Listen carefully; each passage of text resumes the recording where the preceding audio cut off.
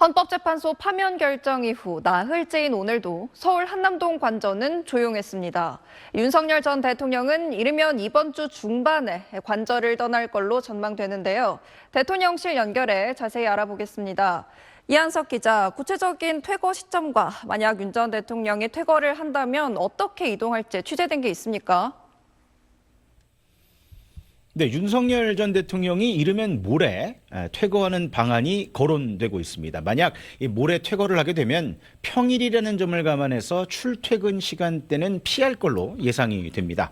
구체적인 이동 경로는 경호 문제와 직결이 되기 때문에 퇴거 당일까지 철저한 보안을 유지할 것 같습니다. 다만 신속한 퇴거를 위해서 최단 거리로 이동할 것으로 보이는 만큼 관저와 가까운 한남대교나 반포대교를 이용해서 서울 서초동 자택으로 이동할 걸로 보입니다. 윤 전 대통령의 서초동 자택은 최근 도배가 마무리된 걸로 전해졌습니다. 경호처는 주민들의 피해를 최소화하는 방향으로 경호동선을 확보하는 사전 작업에 나선 걸로 알려졌고요. 윤 전 대통령 지지자들이 몰릴 가능성에 대비해서 이 경비 계획 마련도 경찰에 요청할 걸로 전해집니다. 윤 전 대통령 부부의 전담 경호관 선정 작업도 조만간 마무리될 전망입니다. 네, 그런데 박근혜 전 대통령 때를 생각을 해보면 처음엔 삼성동 자택으로 갔다가 나중에 거처를 옮겼잖아요. 그러면 윤 전 대통령도 그럴 가능성이 있습니까?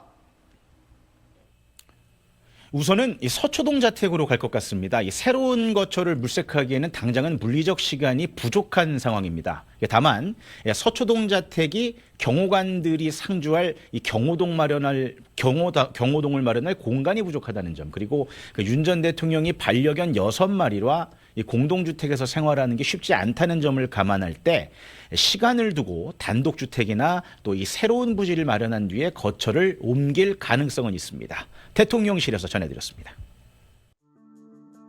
서울중앙지검 명태균 의혹 전담수사팀이 지난 2월 말 김건희 여사 측의 소환 조사를 타진한 걸로 뒤늦게 확인됐습니다. 창원지검이 명태균 의혹 관련 중간 수사 결과를 발표하며 사건을 서울중앙지검으로 이송한다고 밝힌 직후입니다. 검찰은 김 여사 측에 검찰청사에 나와 조사받을 필요가 있다고 전한 걸로 알려졌습니다.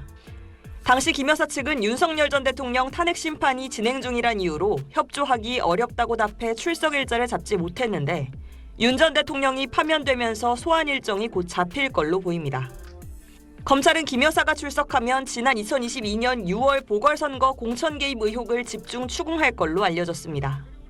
민주당은 당시 당선인 신분인 윤 전 대통령이 공천관리위원장이었던 윤상현 의원을 통해 김영선 전 의원 공천에 개입한 증거라며 녹취를 공개하기도 했습니다.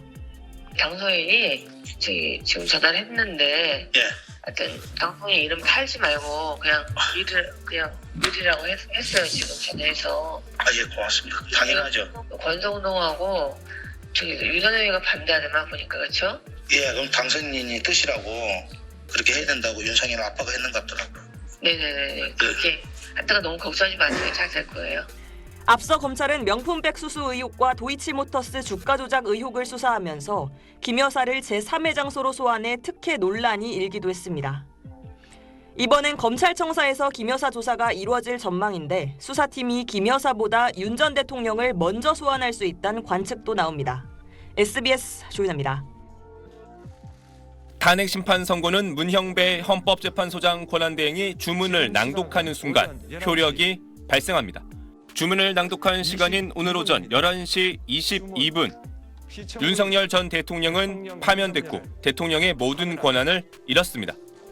윤 전 대통령은 임기 2년 11개월 만에 박근혜 전 대통령에 이어 파면된 두 번째 대통령이 됐습니다. 윤 전 대통령의 임기가 헌재의 인용 선고와 동시에 종료되면서 군 통수권을 상실했습니다. 국방부와 합참, 각 군의 지휘관 방, 그리고 해외 공관 등에 걸려있던 윤 전 대통령의 사진은 떼어지고 있습니다. 파면에 따라 전직 대통령에 대한 예우도 대부분 박탈됩니다. 우선 공무원 신분의 비서관과 운전기사 등 수행 인력을 둘 수 없습니다. 다만 전직 대통령 예우법과 대통령 경호법에 따라 윤 전 대통령과 김건희 여사는 5년간 경호와 경비는 받을 수 있고 경호처장이 필요하다고 인정하면 최대 5년 더 받을 수 있습니다. 경호 인력은 통상 부부 기준으로 25명 안팎이 배치됩니다. 한 달에 1,300만 원 정도에 달하는 연금도 받을 수 없습니다.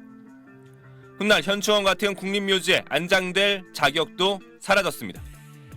전직 대통령 자격의 기념사업, 교통과 통신, 사무실, 병원 치료와 같은 지원도 모두 받지 못합니다.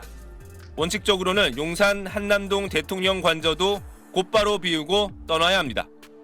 하지만 퇴거 시한을 정해둔 규정은 따로 없습니다. 박근혜 전 대통령은 사저 정비 등을 하느라 파면 결정 이틀 뒤에 거처를 옮겼습니다. 대통령으로서의 불소추 특권도 사라집니다. 따라서 현재 경찰에 입건돼 있는 특수 공무집행 방해 혐의 등 내란 외의 다른 혐의도 추가 기소될 가능성이 있습니다. SBS 최재영입니다.